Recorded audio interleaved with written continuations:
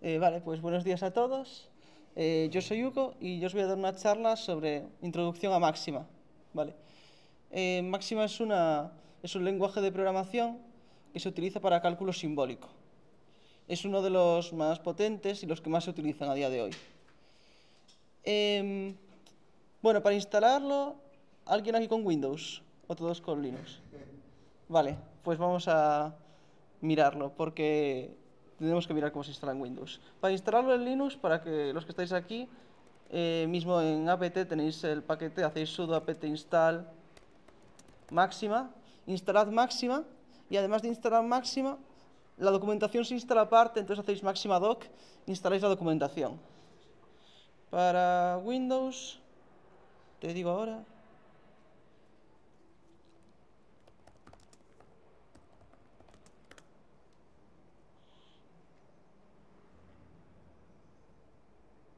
Te vas a la página de Máxima, maxima.sourceforge.io y te vas a Sections, Downloads y aquí tienes las instrucciones para Windows. Ya haces clic aquí y ya lo deberías poder instalar.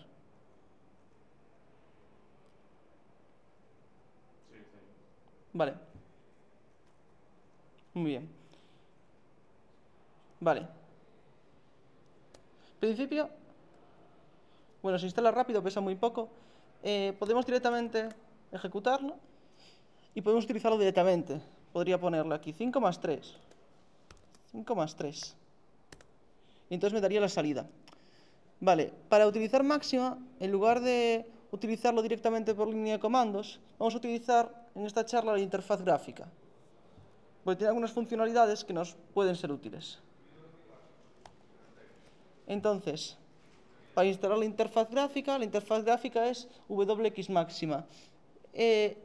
Pienso que en Windows ya se te debería instalar todo, si no, te debería salir en la página esa la opción para instalar Máxima y la opción para instalar WX Máxima, que es como el IDE. Entonces ahora voy a arrancar WX Máxima. Vale.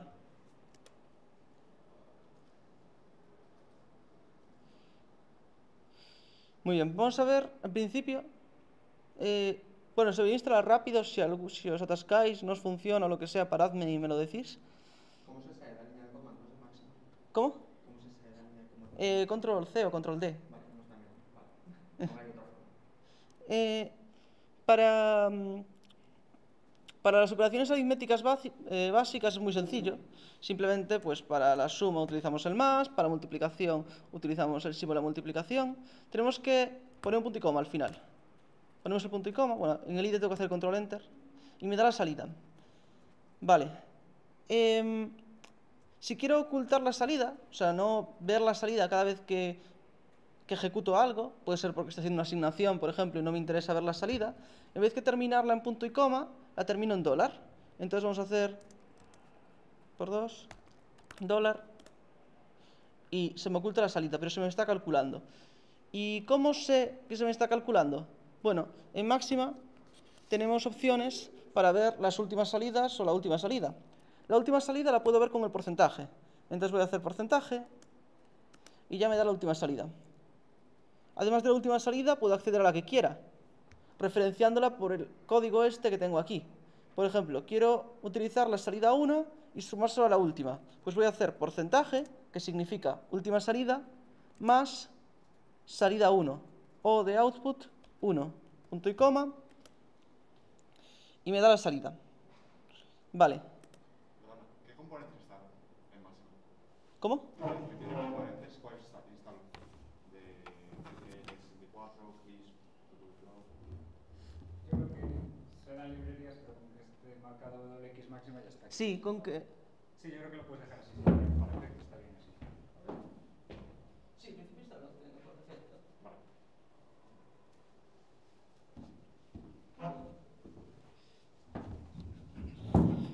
Vale. Estos identificadores, estos textos que tengo para cada entrada y cada salida, los puedo cambiar. ¿Vale? Entonces, ¿cómo los cambio? Pues tenemos que hacer una asignación. La asignación a variables en Máxima se hace con los dos puntos. Entonces, por ejemplo, puedo crear una variable, le puedo llamar x, y le voy a asignar el valor 3, ¿vale? Punto y coma, y me vuelve el valor. Una vez más, si no quisiera ver la salida, pondría $1 y ya no la vería. Ahora, si quiero cambiar el texto este que me aparece aquí, utilizo inchar y outchar. Entonces, vamos a poner, ya que está Halloween cercano, vamos a poner inchar, le voy a poner truco. Y ahora vamos a hacer, ahora ya veis que en vez de decirme i7, me dice truco 7. Y ahora le voy a hacer outchar, le voy a poner trato. Y entonces ahora en vez que salirme ya veis que aquí esto debería ser una entrada, y en vez que in 8 me dice truco 8, y ahora cuando le pregunte lo que sea, por ejemplo, 2 entre 4, vais a ver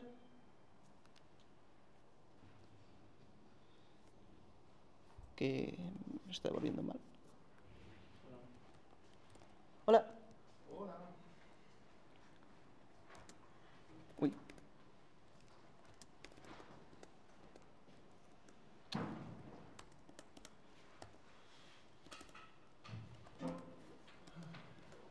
Bueno.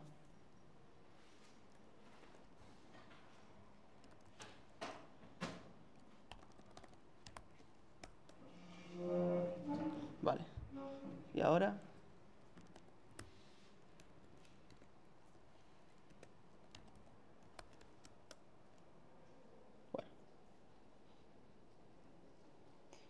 Bueno, para volver los valores por defecto, hago inchar.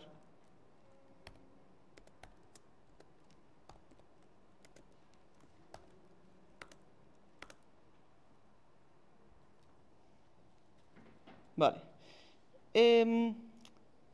Visteis que las salidas que me da, nunca me da decimales por defecto. Como es un lenguaje para cálculo simbólico, en principio, si le digo, como dice aquí, 2 entre 4, la salida que me va a dar va a ser un medio. Si quiero el decimal, utilizo float. Entonces, ahora puedo hacer float de 2 entre 4 y vemos que me va a dar 0,5. Vale. Dijimos que puedo asignar variables. Cuando yo asigno una variable, para máxima en principio todos son símbolos. En el momento en que yo a un texto, un símbolo, le asigno un valor, deja de ser un símbolo. Entonces, si yo a máxima le digo 3 por k, para máxima esto es 3k. K es una variable que no sabe qué valor toma. Si le asigno acá un valor, por ejemplo, vamos a hacer que k valga 4. Ahora cuando haga 3 por k, ya directamente k me lo toma como un número. Esto puede llevar a confusiones. Por ejemplo, si yo estoy resolviendo ecuaciones. Porque si yo tengo, por ejemplo, una variable como la x, que creo que le he asignado antes, sí. Ahora para máxima, cada vez que yo ponga x, va a entender que no es una variable, que es un número, que tiene el valor 3. Tiene un valor que ya he fijado. Entonces, ya veremos cómo resolver ecuaciones, pero os adelanto que se va a hacer con la función solve. Si yo, por ejemplo, le digo a máxima, resuélveme la ecuación x más 3 es igual a 0. Resuélvemela para x. Esto me va a dar un error. Porque me dice que las variables no pueden ser números. Es decir, máxima no está encontrando ninguna variable aquí. Porque la x para máxima no es una variable, es un número. ¿Cómo lo soluciono? Le pongo una comilla al principio y ya entiende que la trata como variable. Y ahora me lo resuelve. Si quiero borrar una variable, utilizo kill. Entonces le voy a decir kill x. ¿Y ahora el solve te funciona sin el prima? Sí. Ahora, si hago solve x más 3 es igual a 0, bueno, puse punto como más. Ahora me lo resuelve. Porque ahora x... ¿Cómo? No segundo caso, pues se suprime. Ah, perdón, sí. No sé si es normal o no, ¿vale? Aquí me equivoqué.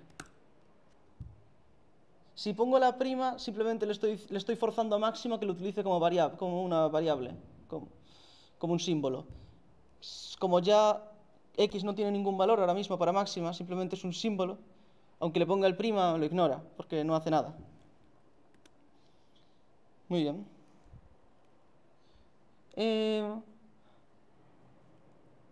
Bueno, ahora dejadme que voy a cambiar, porque antes cambié lo de las entradas y las salidas por truco trato, pero se me olvidó cambiar la salida. Entonces voy a hacerlo. Entonces le digo que es %O. Vale. Si ya me he olvidado de qué variables tengo y quiero simplemente borrar todo, le digo kill all. Y entonces, ya ahora mismo no hay ninguna variable guardada para máxima. Máxima tiene unas variables especiales que sí que ya tienen valores numéricos asignados. Normalmente empiezo por porcentaje. Por ejemplo, porcentaje pi, máxima tiene para guardar el valor pi. O porcentaje e, que también tiene un valor especial. O porcentaje i.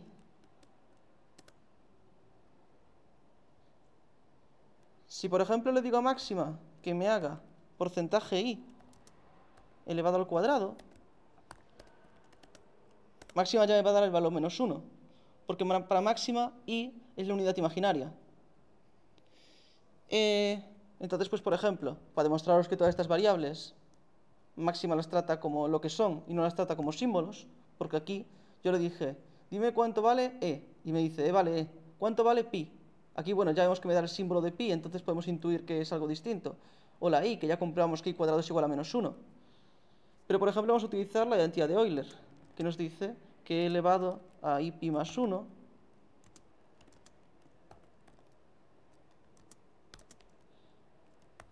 tiene que ser igual a 0. Entonces, máxima está tratando tanto la pi como e, como i, como lo que son, y no como símbolos. Máxima trata de una forma un poco extraña el tema de las simplificaciones. Por ejemplo, utilizamos sqrt, square root, para las raíces. Entonces, por ejemplo, si yo le pido ¿cuánto es la raíz de 60? Me dice que es 2 raíz de 15. Parece como la forma de racionalizar más habitual. Pero en cambio, si le pido la de 8, me va a dar 2 elevado a 3 medios.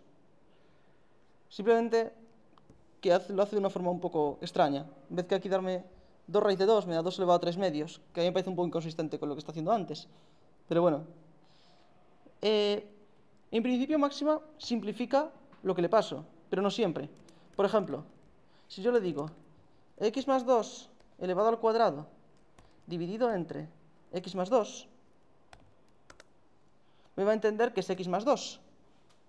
Pero en cambio, si yo le digo x cuadrado menos 1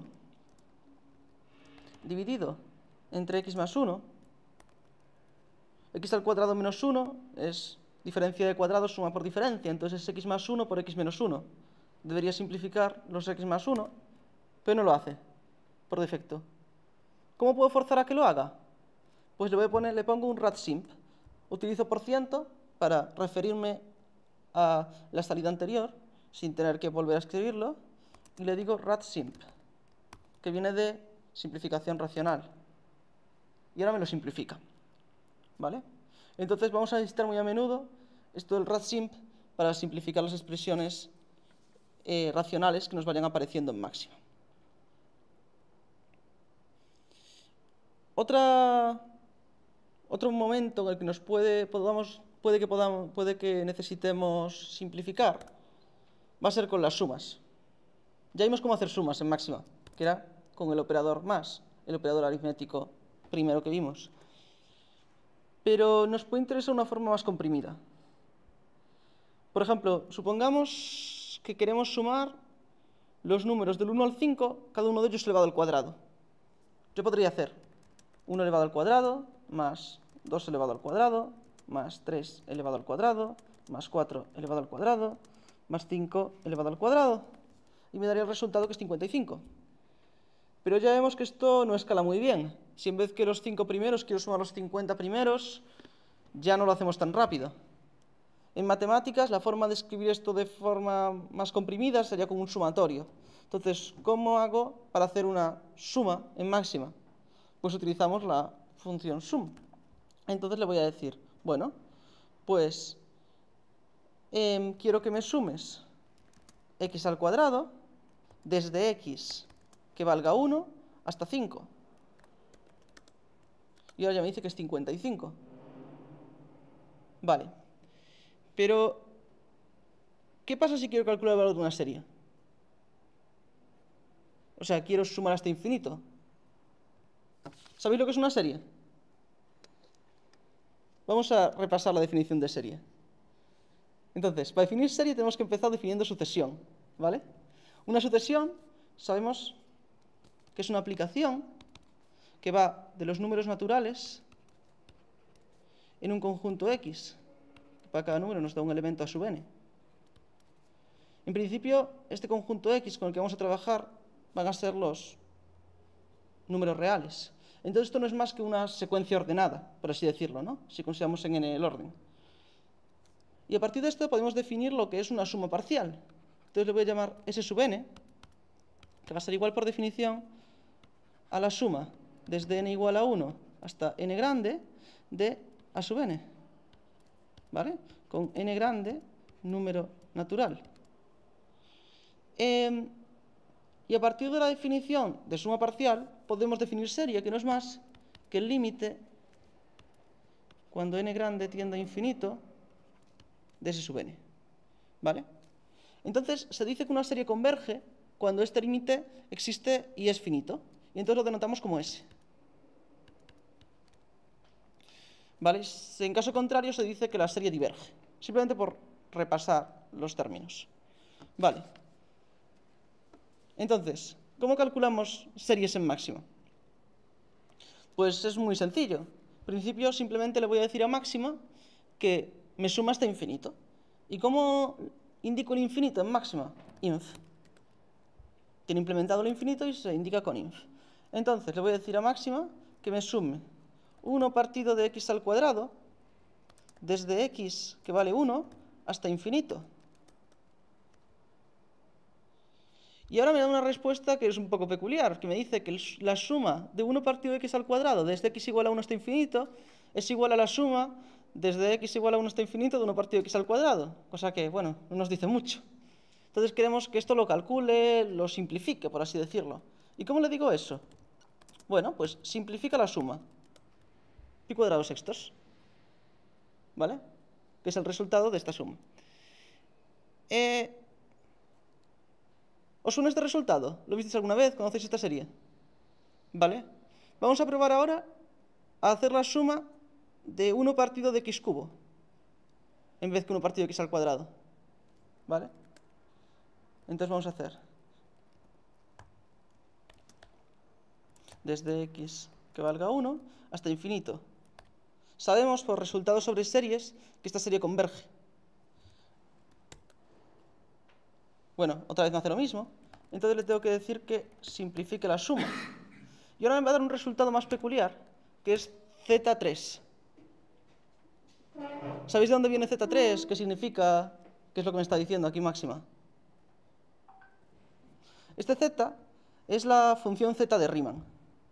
La función Z de Riemann... Uy.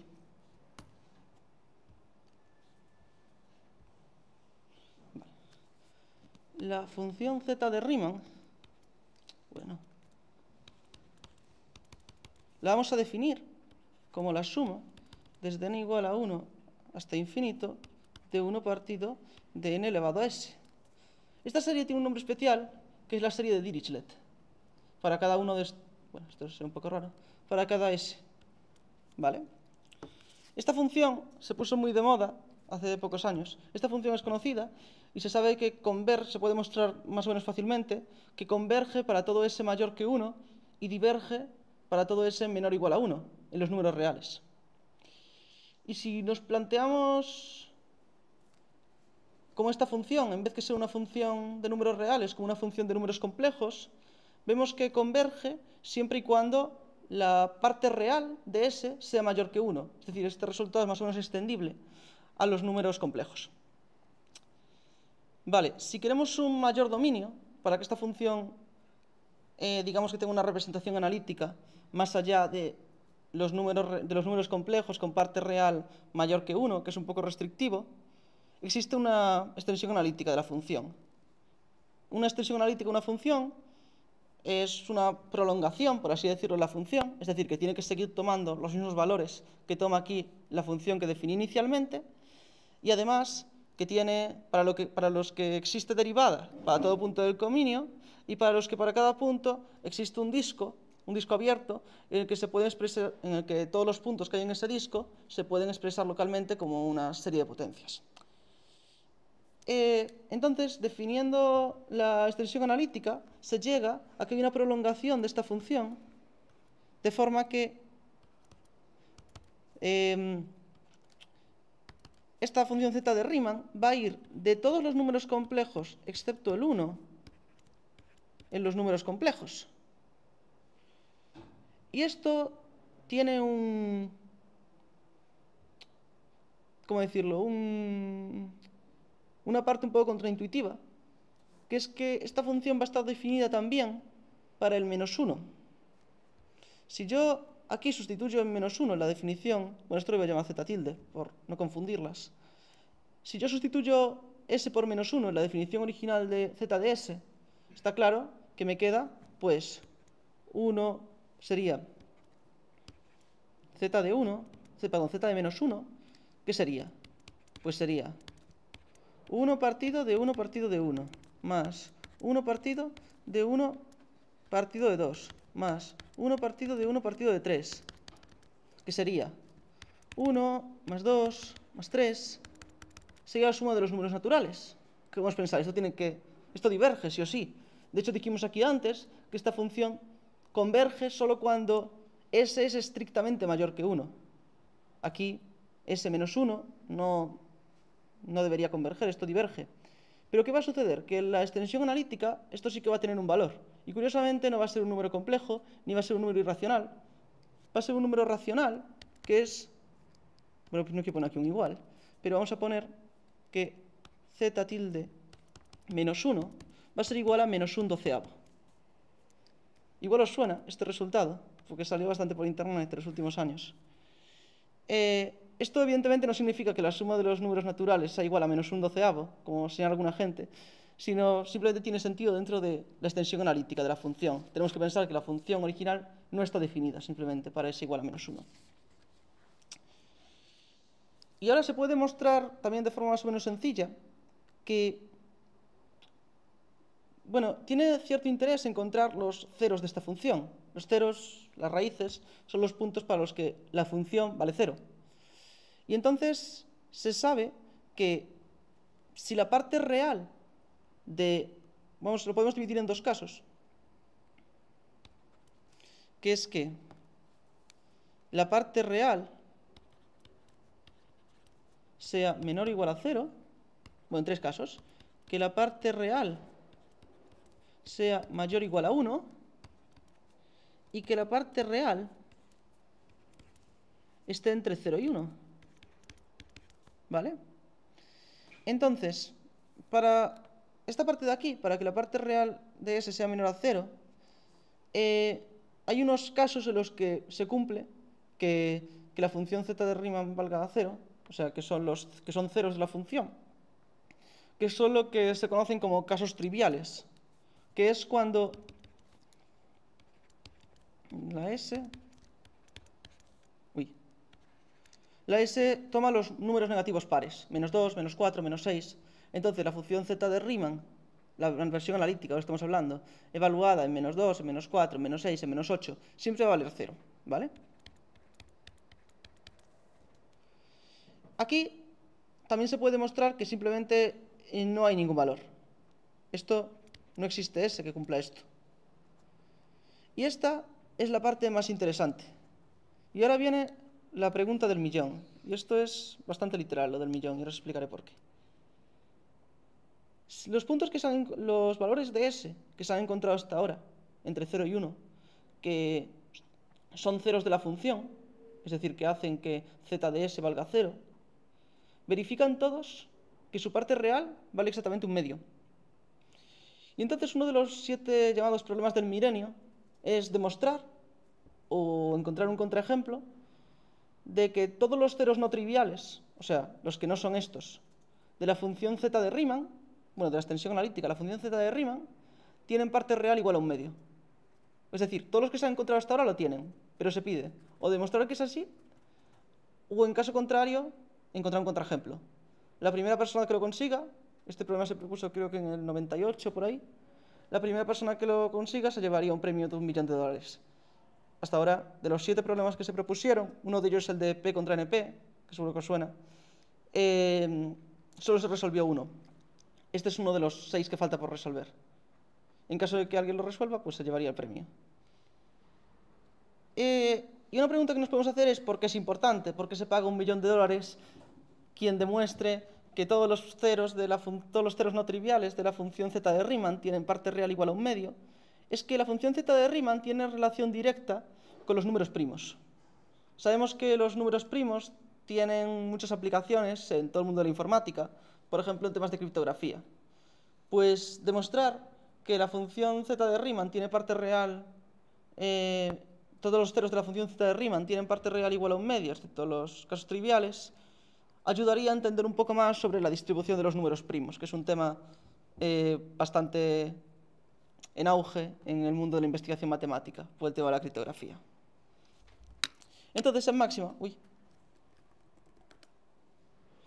os decía que en máxima podemos hacer z de un valor. Por ejemplo, aquí nos devolvió que esta suma vale z de 3. Entonces yo le puedo preguntar a máxima, ¿cuánto vale z de -1? Y entonces me da que -1/12, como os expliqué antes. Muy bien. Vale. Vamos a cambiar un poco de tema y vamos a hablar ahora de gráficos. En principio, máxima tiene unas funciones por defecto para hacer gráficos que son muy sencillas. Luego hablaremos de librerías. Hay una librería, que es la librería Draw, que te permite pues, hacer gráficos un poco mejores. Pero en principio, para esta charla nos vamos a conformar con los gráficos más básicos, simplemente ver cómo representa una función y poco más. Podemos representar tanto en 2 dimensiones como en 3 dimensiones, ¿vale? Para representar en 2 dimensiones, utilizaremos la función plot2D. Entonces, vamos a hacer plot2D, y ahora tengo que decir, ¿qué es lo que quiero representar?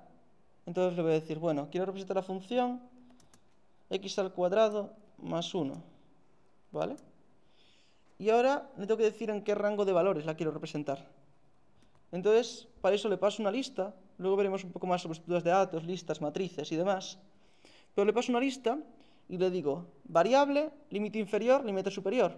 Entonces, por ejemplo, vamos a representarlo entre x menos 10 y 10. ¿Vale? Y nos lo representa. Le podría indicar también, si quisiera, el rango de valores de la i. Si no, lo decido máxima por defecto. Para hacer gráficos en 3D, puedo utilizar la función plot3D. ¿Por qué devuelve falso? Es lo que devuelven los gráficos. O sea, simplemente si en vez de utilizar punto y coma le pongo $1, ya no me da la salida. Siempre que represente un gráfico me va a devolver falso.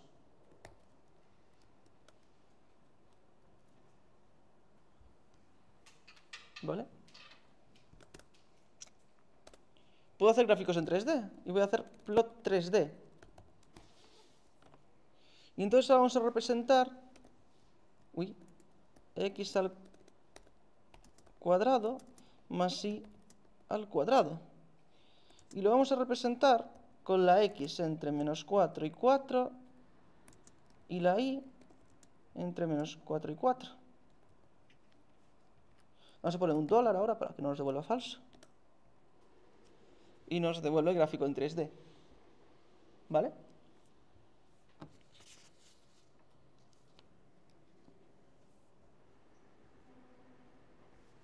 Muy bien. Nos da la opción de descargarlo, pero como PNG y demás. Vale. Vimos aquí que le pasamos un tipo de datos que ya podíamos intuir, que es una lista o un array. ¿Vale? Entonces vemos que máxima implementa el tipo de dato lista. Entonces, una lista la defino poniéndole un nombre de variable y a esa variable asignándole un tipo de datos que va entre corchetes. Con los corchetes indico que es una lista y luego separo los elementos con comas. Por ejemplo, vamos a hacer una lista con el 1, el 2 y el 3. Le voy a llamar L1. Una cosa que me olvidé de decir antes, que es muy interesante, es que máxima no permite la multiplicación implícita. O sea, si yo, nuevamente en matemáticas, todos entendemos que si yo tengo esto, yo tengo, por ejemplo, 4 más 3 por 5. No he puesto el por, pero todos entendemos que si no pongo nada, me estoy refiriendo a una multiplicación. En máxima esto no es así y tiene su motivo. Por ejemplo, si yo aquí le digo 4 más 3 y le digo que lo multiplique por 5, me va a dar un syntax error, porque no entiendo lo que estoy haciendo. Pero esto tiene una razón de ser, que es que me permite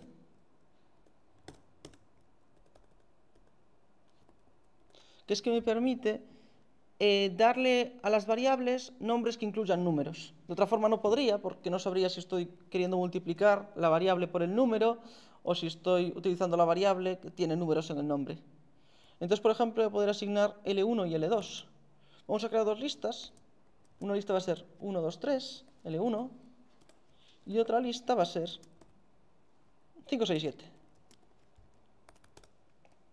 ¿Vale? Y ahora quiero unirlas, estas listas. Vale. ¿Cómo las uno? Pues para eso tengo una función que se llama append. Append no es para añadir un elemento a una lista, sino para concatenar dos listas. Entonces le voy a decir que concatene las listas L1 y L2. Y entonces me da la lista resultante que concatena ambas. Y ahora nos podemos preguntar ¿qué hago si lo que quiero hacer es añadir un elemento? Que parece algo a priori más habitual y debería ser más sencillo que concatenar dos listas. Pues la respuesta es que lo tengo que meter en una lista. Por ejemplo, si ahora a esta lista le quiero añadir el valor 8, puedo hacer append. Bueno, aquí lo voy a guardar en una variable L. Y ahora voy a hacer append L, una lista con un 8. Y esto voy a sobrecargar la variable L. Muy bien. Si quiero acceder a un elemento de una lista, utilizo también los corchetes. Entonces, por ejemplo, le voy a preguntar qué hay en el tercer elemento de la lista, y me dice que un 3. Empiezo a contar en 1. O sea, el primer elemento sería el que tengo un 1, el segundo elemento el que tengo un 2, el tercer elemento el que tengo un 3. Pero además de esto, hay una cosa que es muy simpática de máxima, que es que puedo utilizar first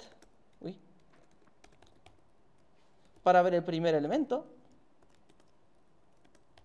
second para ver el segundo elemento, third para ver el tercero. Y no os creéis que se acaba aquí, sino que sigue hasta el número 10. O sea, podemos utilizar los ordinales en inglés para llegar hasta el 10º elemento de la lista con estas funciones. Y además tenemos la función last, que nos da el último. También podemos hacer length de la lista para ver la longitud. ¿Vale? Después de las listas, lo siguiente que suele tener interés, sobre todo teniendo en cuenta que estamos en matemáticas, son las matrices. Y evidentemente máxima tiene un tipo de datos matriz por defecto. Entonces, ¿cómo definimos una matriz? Bueno, vamos a hacer una matriz que le vamos a llamar M y utilizamos la función matrix. Y le pasamos listas con las filas de la matriz. Entonces vamos a hacer la matriz 1, 0, 0, 0, 0, 1, 0, 1, 0. Si os fijáis, esta es la matriz identidad de orden 3 con las segunda y la tercera fila intercambiadas. Me la devuelve. Y ahora puedo hacer varias operaciones con ella. Por ejemplo, le voy a pedir que me la invierta. Voy a poner punto y coma para que me dé la salida. El porcentaje es para que utilice la salida anterior. O sea, estoy diciendo, invierte la matriz que definimos antes, o sea, M. ¿Y qué me da? Aparentemente lo mismo. ¿Lo estoy haciendo mal? No. Esta matriz es igual a su inversa. Esto en matemáticas le llamamos que es involutiva. Así que vamos a ir con otro ejemplo. Por ejemplo, vamos a llamarle M2. Vamos a hacer una matriz que va a estar formada por dos filas. Una que va a ser 1, 0 y otra que va a ser 0, 0. Ahora ejecuto y me da la matriz. Y ahora vamos a pedirle que lo invierta. Ahora voy a utilizar M2 por variar, en vez de poner el porcentaje. ¿Y ahora qué va a pasar? Pues me da error. ¿Por qué me está dando este error? Que por cierto es bastante poco explicativo. Porque esta matriz M2 no es invertible. Entonces no le puedo pedir que me calcule su inversa. Lo que sí que le voy a poder pedir es que me calcule su traspuesta. La traspuesta es como girar la matriz, es decir, leerla en vez que por filas, por columnas.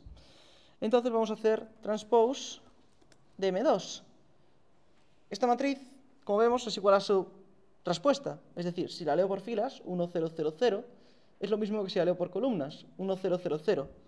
Esto en matemáticas le llamamos una matriz simétrica. ¿Vale?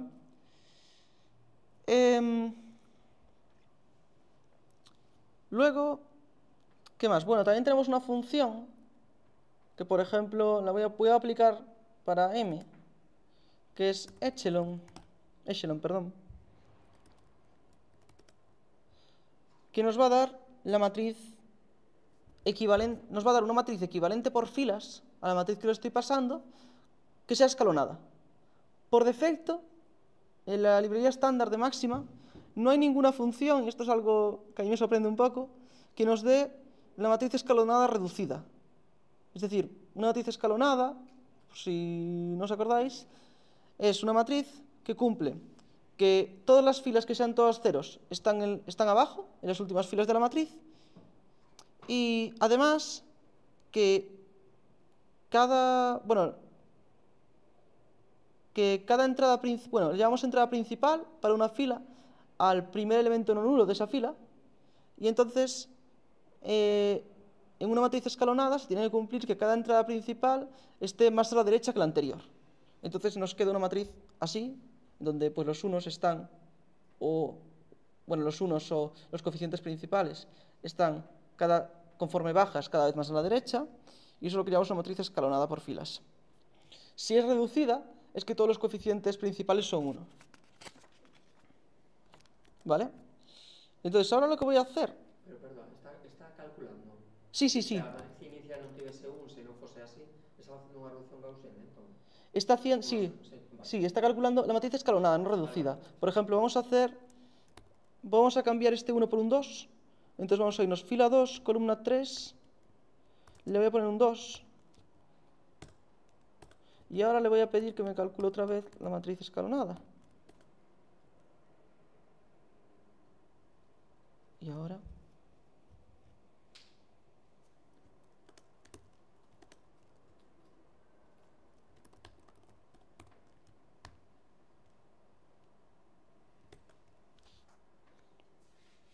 Pues posiblemente me equivoque y sí que sea la escalonada reducida. ¿Por qué? Porque me está dando... Sí, lo tendría que revisar, pero parece que me está dando la matriz escalonada reducida, no una matriz escalonada cualquiera. Vale. Con las matrices puedo hacer las operaciones habituales, es decir, puedo sumar y restar matrices, y también puedo multiplicar matrices, tanto haciendo multiplicación valor a valor, como haciendo multiplicación de matrices. Entonces, por ejemplo, vamos a hacer ahora, tenemos esta M, y ahora vamos a crear otra matriz, que le voy a llamar M3. Y para no tener que volver a escribir la definición de M, lo que voy a hacer va a ser asignarle el mismo contenido que hay en M. Entonces voy a hacer M3 2.m. Y ahora en M3 parece que tengo lo mismo que en M. Y ahora lo que voy a hacer va a ser modificar la matriz M3. Entonces le voy a decir fila 2, columna 3, que ahora pongo un 5.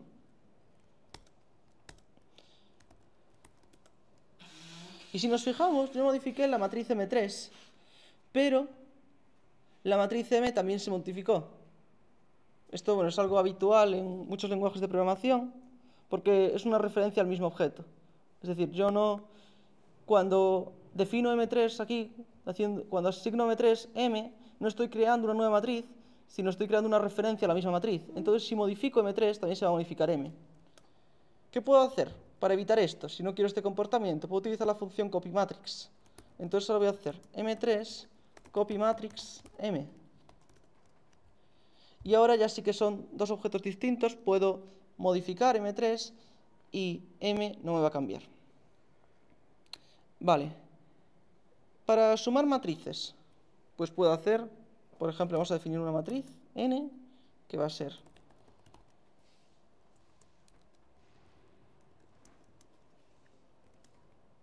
1, 2, 3, 4, 5, 6, 7, 8, 9.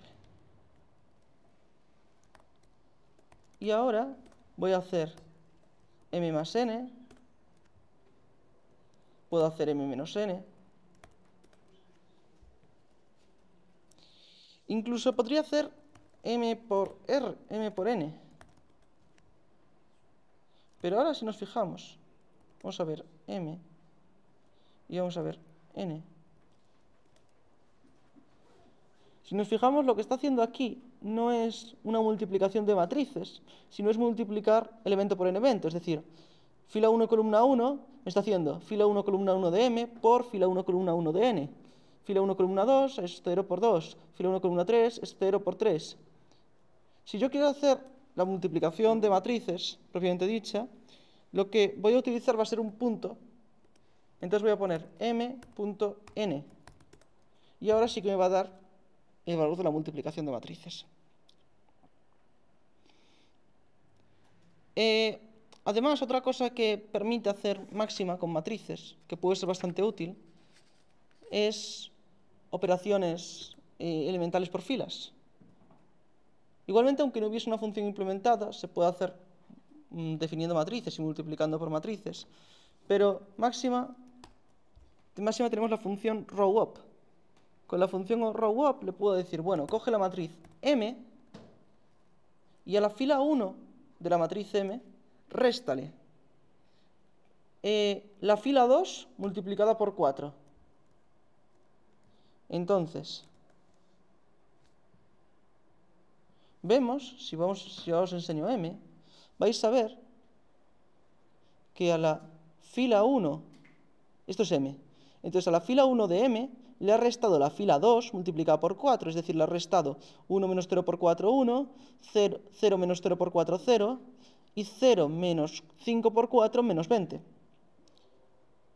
Una cosa un poco extraña del comportamiento, que a mí me desconcertó un poco al principio, es que por defecto sea restar y no sumar. Entonces, cuidado con el signo. Si quiero añadir una nueva columna a la matriz, puedo utilizar addCall. Entonces le voy a decir a la matriz m, súmame una columna. ¿Y cómo le digo una columna? Pues le tendría que pasar aquí una matriz columna. La forma de definir una matriz columna en máxima realmente es sencilla, aunque la sintaxis es un poco incómoda. Tengo que definir una matriz y cada elemento meterlo dentro de listas. Al final decimos que una matriz la definimos por filas. Entonces una matriz columna es una matriz en la que cada fila tiene solo un elemento. Entonces va a ser una matriz que tiene, pues, por ejemplo, 4, el 2 y el 3. ¿Vale? Entonces me pegó en la matriz M una columna con 4, 2 y 3. Otra cosa que puede resultar útil es tener una forma de tener rápidamente una matriz de identidad. Las matrices de identidad las utilizamos continuamente. Entonces, sí que sería cómodo tener una forma de definir una matriz de identidad rápida. Por ejemplo, si yo quiero hacer una matriz de identidad de orden 5, no tiene mucho sentido que tenga que definir la matriz a mano, poniendo matrix, corchetes 1, 0, 0, corchetes 0, 1, 0, 0, 0. Entonces, tenemos una función en máximo que nos hace esto, que es ident. Ident5 me da la matriz de identidad de orden 5. ¿Vale? Y esto es un poco todo lo que os iba a contar de matrices. Y ahora podemos pasar a una parte también interesante, matemáticas, también programación, que es definir funciones. Esto más o menos es muy, muy sencillo. Se hace con dos puntos igual. Entonces, por ejemplo, vamos a definir una función que tenga un parámetro x y que tome el valor x al cuadrado. ¿Vale? Ya hemos definido la función. Y ahora le puedo preguntar, por ejemplo, le puedo pasar un polinomio. Entonces le puedo preguntar, ¿vale? ¿Y cuánto valdría la función f evaluada en x más 1? Y me dice, pues x más 1 al cuadrado. Y ahora, a lo mejor lo que me interesaba era tener ese polinomio desarrollado y no tenerlo como x más 1 al cuadrado. Entonces, para eso, puedo utilizar la función que vimos antes, radsimp.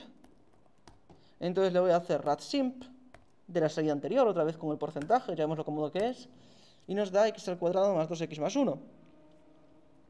Y ahora me lo pensé mejor, y resulta que la quería factorizada y no la quería desarrollada. Entonces también no hay problema, puedo hacer factor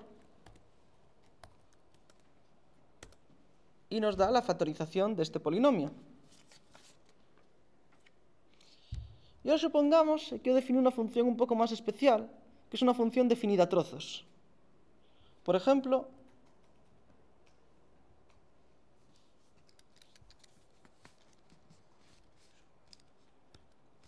vamos a definir la función f de x, que va a valer 1 si la x es negativa y 0 en otro caso. ¿Vale? Entonces, ¿cómo hago esto? Bueno, pues también de forma bastante sencilla. Le voy a decir que f de x va a ser igual a... Ahora tengo que utilizar una expresión condicional, es decir, un if. Entonces voy a poner if, la expresión que quiero, el condicional que quiero evaluar. Entonces vamos a poner x menor a 0. Si esto se cumple, es decir, si x es menor a 0, ¿qué valor quiero que tome la función? 1. Entonces le pongo then 1. Y si no, else 0. Dentro de esto puedo utilizar and, source, y puedo complicarlo más o menos lo que quiera. Pero nos vamos a quedar con este caso sencillo. Entonces vamos a ejecutar esto.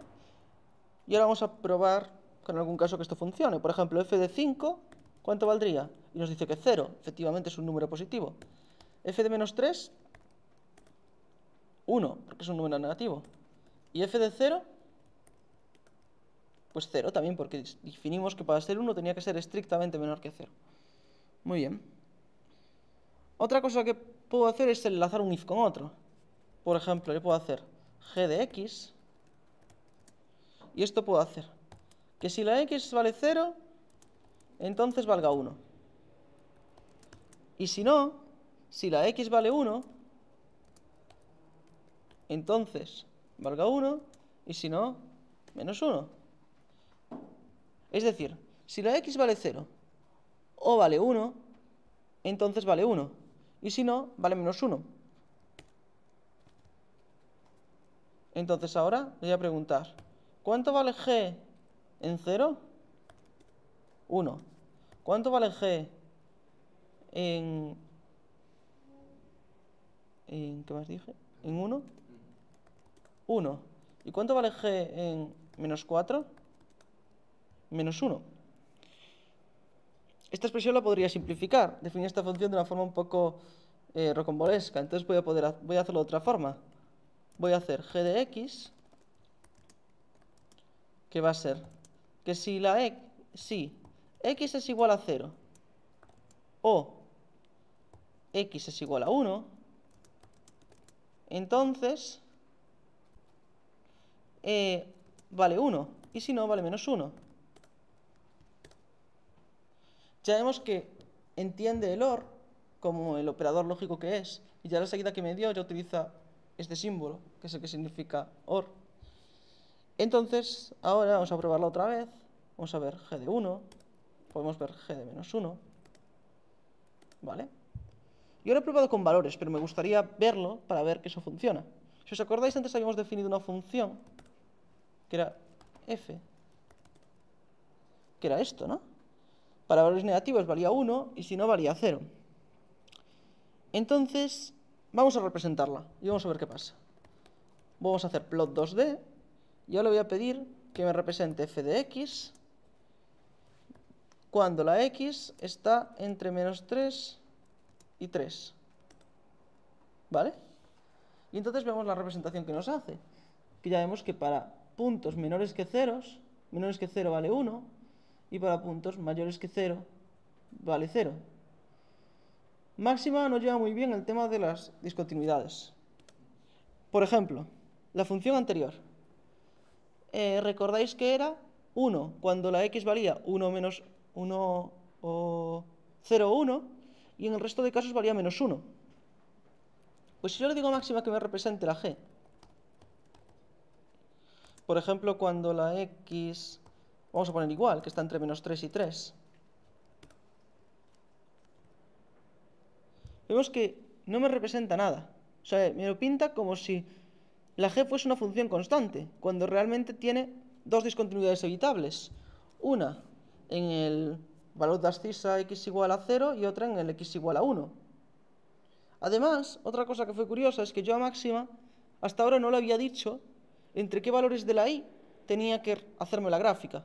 Esto se lo podría especificar, le puedo poner aquí que me ponga la y entre menos 4 y 4 y va a funcionar. Pero hasta ahora no había sido necesario, porque máxima ya me calculaba qué rango tenía que tomar la y para representármelo de forma más o menos razonable. ¿Qué es lo que le está pasando ahora? Que como para máxima esto, a la hora de representarlo es una función continua, o sea, es una función constante. El rango, por eso me saco un warning antes, no sé si lo visteis, si no, le quito esto y lo vuelvo a ejecutar. No es capaz de definir el rango de valores de la y, porque cualquier epsilon que coja, cualquier valor, por pequeño que sea, le va a servir, porque solo tiene que representar una línea horizontal en el y igual a 1, por eso me da este error, que lo que me está diciendo es que intentó representar entre menos 1 y menos 1, porque solamente me está recibiendo una línea horizontal en y igual a menos 1, y que como eso es un rango vacío, lo ajustó a menos 1,01, menos 0,99. ¿Vale? Entonces, eso, si utilizáis máxima para representar funciones, cuidado con las discontinuidades, porque no lo hace bien, no las pinta. ¿Vale? Entonces, nada, simplemente deciros que tenéis la librería Draw para el tema de las gráficas. No nos vamos a meter mucho con eso, no quiero que se alargue más de lo debido a la charla. Y vamos a pasar a otro tema, vamos a pasar a bucles. ¿Vale? Como al final la gente de fuera de la facultad de informática no vino, creo que todos los que estamos aquí entendemos el concepto de bucle, pero puede ser interesante hablar un poco de la motivación de tener bucles en un lenguaje de programación pensado puramente para matemáticas. Y por contaros alguna curiosidad, lo primero que me vino a la cabeza para esta charla fue la historia de Gauss, que seguramente conocéis esta historia, que cuenta, será cierta o no será cierta, eso ya no lo sabemos, que cuenta que en 1785, cuando Gauss tenía 8 años, castigaron a su clase haciéndole sumar los números del 1 al 99, perdón, al 100, para tener a los niños un rato entretenido haciendo sumas. Y entonces que Gauss contestó rápidamente con la respuesta correcta, que es 5050, y que su razonamiento fue el siguiente, yo tengo que sumar números que están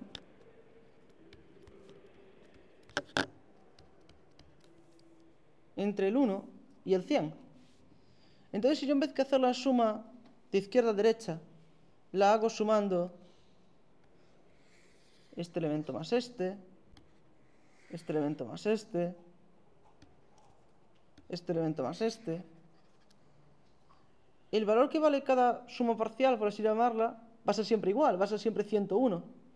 Y además calcular cuántas sumas hay es muy fácil, porque sé directamente que van a ser 50, porque voy a necesitar la mitad de sumas que el número de elementos que tengo, que además es par. Entonces la suma total va a ser 101 de cada suma por 50 sumas, 5050. Y entonces, a lo mejor, como no somos, o al menos yo no soy un alumno tan avispado, nos puede interesar decir la máxima que haga las sumas secuencialmente, es decir, haciendo un bucle. Entonces, para eso vamos a utilizar un bucle for. Entonces, para eso necesito un iterador, que va a ser, le voy a llamar k, por ejemplo. Entonces, lo voy a hacer. Primero voy a inicializar una variable suma, que la voy a inicializar a 0. Y ahora voy a hacer un bucle que itere para los valores desde k igual a 1 hasta 100.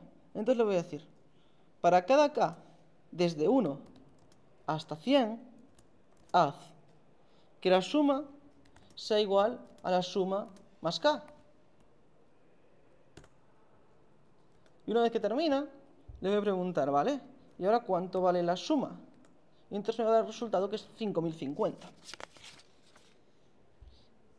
Además, una utilidad que tiene máxima es que estos bucles nuevamente los voy a poder meter dentro de una estructura que máxima le llama block. Los bloques, digamos que son bloques de códigos que devuelven un único valor, que es el último comando que se ejecuta. Entonces, yo por ejemplo, a lo mejor me interesa hacer una función que sume los números desde 1 hasta x. Entonces esto lo podría definir al principio, ¿no? Diciendo, bueno, esta suma tiene que valer la suma desde 1 hasta 100, desde 1 hasta x, perdón, de x, que lo podría hacer, sí, que lo podría hacer con la función suma que vimos al principio de la charla. Pero lo voy a hacer de una forma un poco distinta, lo quiero hacer utilizando un bucle for. Entonces para eso, lo que voy a hacer va a ser meterlo dentro de un block.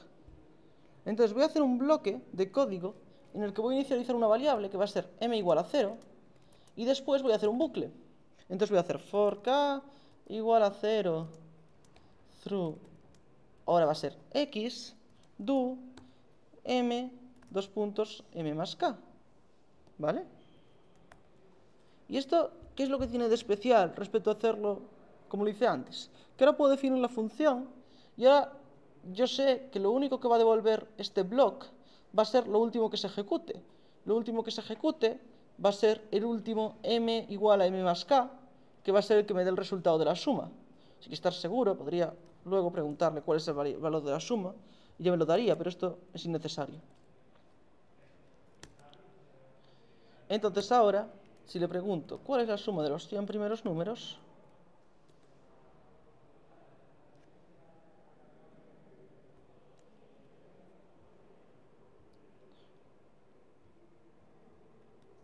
vamos a probar a hacer esto. Vale, pues sí que era necesario. Vale, porque como no le pongo un punto y coma, simplemente me está ejecutando, me está haciendo el bucle, pero no me devuelve nada. Entonces, yo lo que estoy haciendo es indicarle instrucciones que separo con comas. Entonces, la última instrucción es cuánto vale la m, que es lo que quiero devolver. No tengo que indicarle devuelve m, simplemente mando a ejecutar un comando que lo que hace es darme el valor de m. Entonces, eso funciona como un devolver dentro de un block. ¿Vale? ¿Y ahora qué pasa si no quiero ir de 1 en 1 en un bucle? Es decir, quiero ir de 2 en 2, de 0,1 en 0,1. ¿Tengo alguna forma de hacer esto en máxima? Pues sí, y además es muy sencilla, que es que en el bucle le puedo decir, bueno, por ejemplo, quiero que me des los... Vamos a hacer una cosa. Vamos a hacer primero una lista vacía. Dijimos que la lista se define con corchetes. Y ahora le voy a decir a máxima, vale. Ahora quiero que de todos los números, del 1 al 2, pero claro, quiero que vayas ahora de 0,1 en 0,1, me hagas a la lista, le añadas ese elemento k. Claro, ¿cómo le digo que a la lista me añadas ese elemento k? Pues le digo, la variable L, ahora me guardas lo que te devuelve la función append, pasándole la lista, y una lista formada solo por el elemento k. Entonces, ahora hago esto.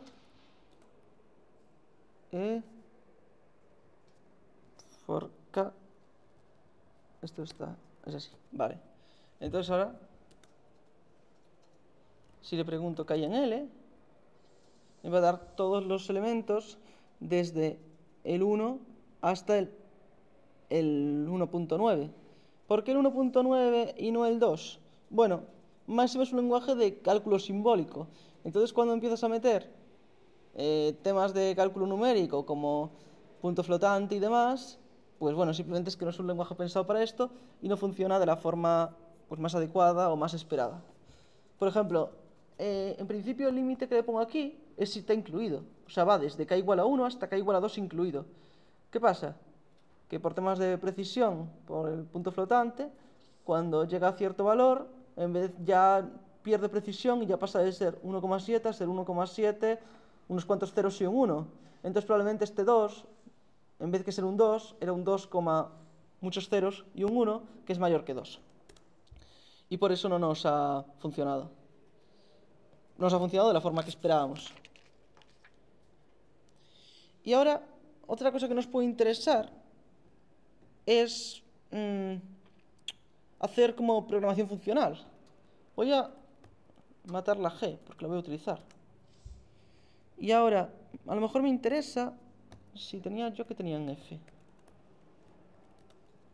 Vale, tenía esta función. Pues voy a guardar mejor en F una función que sea x más 3.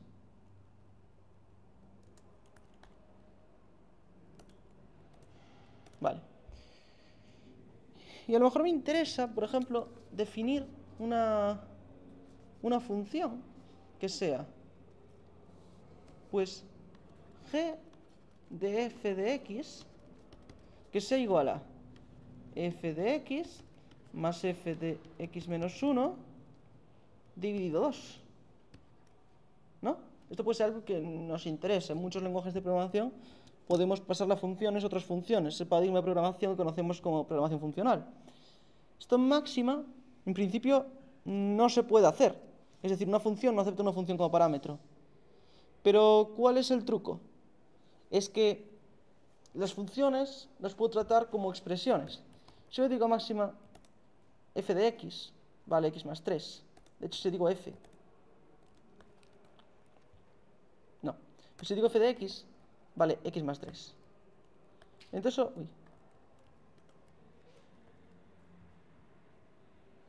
esto para máxima no es una función. Es un polinomio. Es un valor simbólico. Entonces yo puedo aprovechar eso para imitar el comportamiento de las funciones dentro de definir otra función.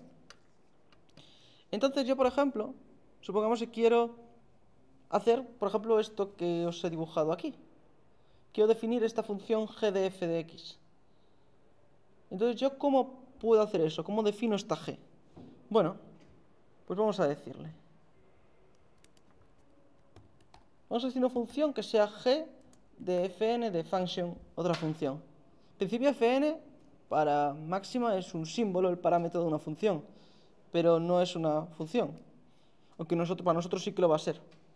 Entonces lo que vamos a hacer, vas a decirle, bueno, esto va a ser 0.5 por 0.5 por lo de dividir entre 2 por fn, como es un valor simbólico, voy a hacer una sustitución por x. Y ahora, otra forma que hay de hacer sustituciones en máxima es, yo puedo utilizar la función subst, y entonces también la sintaxis es un poco rara. Le tengo que decir, ¿qué es lo que quiero nuevo? Va a ser x menos 1, quiero sustituir la x por x menos 1. Entonces le digo, quiero poner x menos 1 donde había x para fn de x. Y ahora esto, ya está, lo he multiplicado por 0.5. Y ahora, yo aquí, cuando le pregunte cuánto vale g de f, me va a decir que vale 0.5 por x más 2, que es lo que tenía, si no me confundí.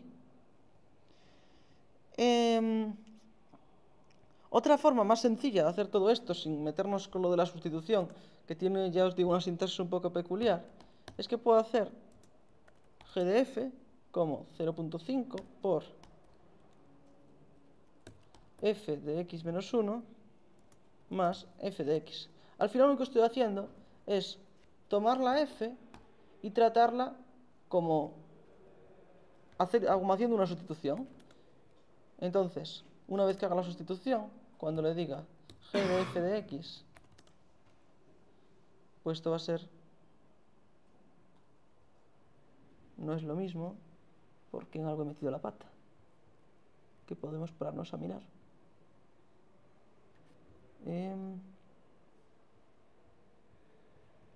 cuánto tiene que dar y cuál es la que está bien primero. No me acuerdo cómo había definido la f. Tiene que estar por aquí arriba. X más 3. Uy. Entonces esto es...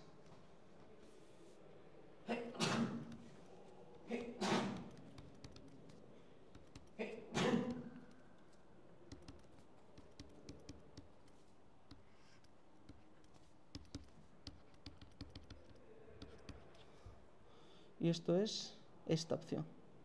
Entonces me lié aquí con las sustituciones. Probablemente lo puse al revés aquí esto. 0.5 por f de x y sustitúyeme x por x menos 1 en f de x.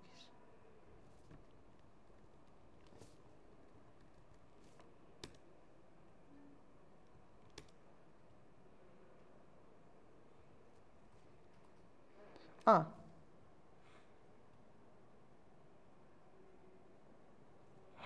No, es que aquí tiene que haber un más. Y esto estaba bien antes. No sé por qué puse ahí una coma en vez con más. De hecho, no sé por qué no me dio error. Vale, ahora está bien. No, simplemente no sé por qué aquí puse una coma en vez con más. Pero es lo que habíamos hablado. Vale. Ya estamos terminando, no os voy a hacer sufrir mucho más. Otra cuestión que podemos aprovechar de máxima es la cantidad de librerías que tiene. Entonces, cuestionamos máxima, ya instalamos múltiples librerías que podemos también instalar otras aparte que encontremos. Para eso para cargarlas, podemos, por ejemplo, voy a cargar una librería que es la del simplex. Load simplex. Voy a poner $.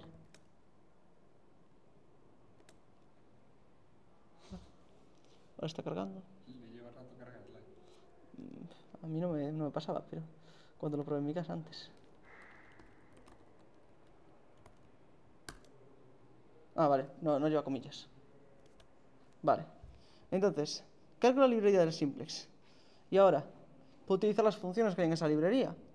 Y una de esas funciones que tengo, que digo que puede resultar útil, es la de minimizar un problema de programación lineal.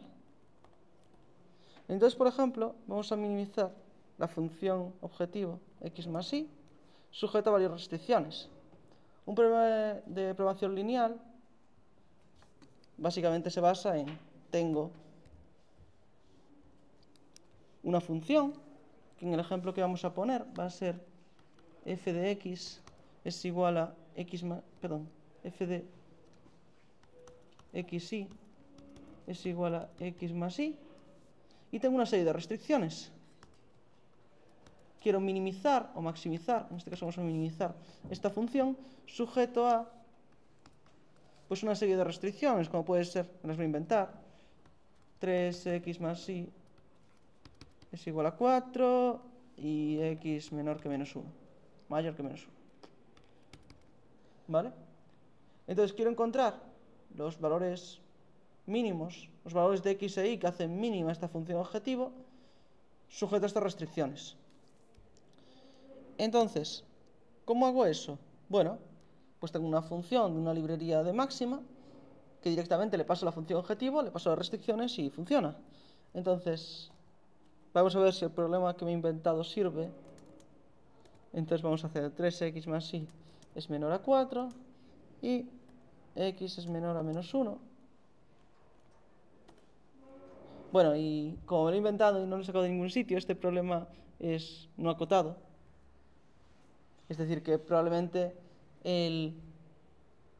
no existe un mínimo de esta función, sino que el mínimo es cuando x tiende a más infinito y tiende a menos infinito, lo que sea. Prueba a maximizarla. Eso es una buena idea. A ver cómo da los resultados. Bueno, tampoco es acotado. Bueno, es lo que tiene inventarse los números sobre la marcha. Pero creedme que esta función funciona. Es una función que siempre es poner sin límite. Bueno, tampoco tiene mucho interés la librería del simplex, pero simplemente que sepáis que hay muchas librerías, hay mucho soporte a máxima, y vais a poder encontrar montones de librerías para lo que necesitéis. Y nada, por daros una referencia, hay un libro muy bueno que se llama Primeros Pasos en Máxima y está abierto para quien lo quiera consultar, tiene una licencia Creative Commons, entonces todos los podéis ver, está en internet, si buscáis Primeros Pasos en Máxima, está en español. Y bueno, es un manual sencillo, pero que explica bastante bien todo y que yo utilizo como referencia para dudas que tengo. Primeros pasos en Máxima. Creo que esta está en la web oficial de Máxima. Si lo buscáis, ya os digo, es abierto, tiene una licencia Creative Commons y lo podéis consultar. Y nada, con eso yo creo que ya terminamos.